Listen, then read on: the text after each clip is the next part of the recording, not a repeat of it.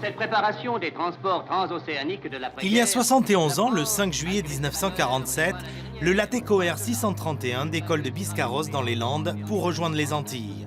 C'est le point de départ de la ligne Paris-Fort-de-France. Une page d'histoire qui passionne Éric Montlouis et Eddie Edouard. Le premier est commandant de bord sur Boeing 777, le deuxième, un journaliste féru d'histoire. Il y a eu beaucoup de moments forts, hein. Il y a eu le Latécoère, hein, qui a vraiment marqué mon enfance, hein. Le Latécoère qui se posait sur la baie de Fort-de-France et tous les gens qui se précipitaient tous les 15 jours pour voir cet énorme hydravion se poser.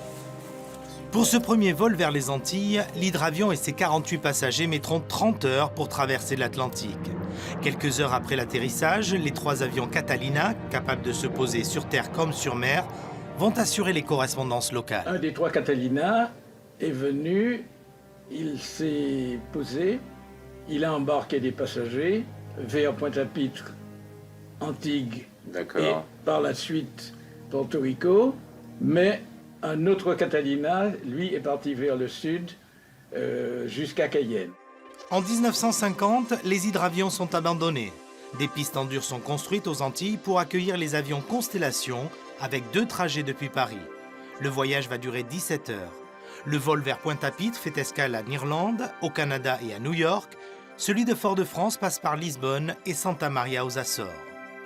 10 ans plus tard, en 1960, le premier quadri-réacteur, un Boeing 707, se pose à Pointe-à-Pitre et 4 ans plus tard à Fort-de-France, après seulement 8h30 de vol sans escale.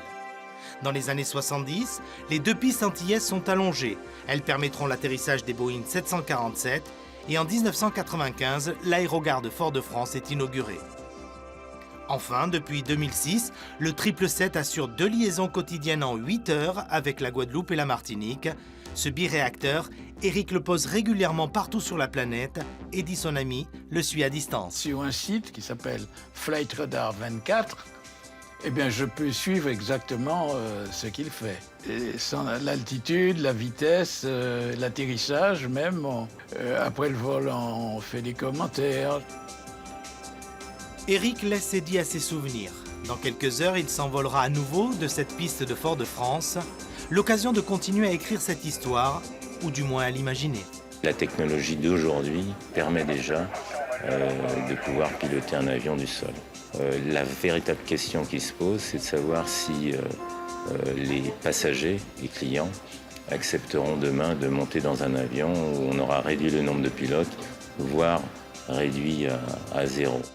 D'ici là, le trafic aérien va continuer à augmenter, générant un besoin toujours plus important de pilotes.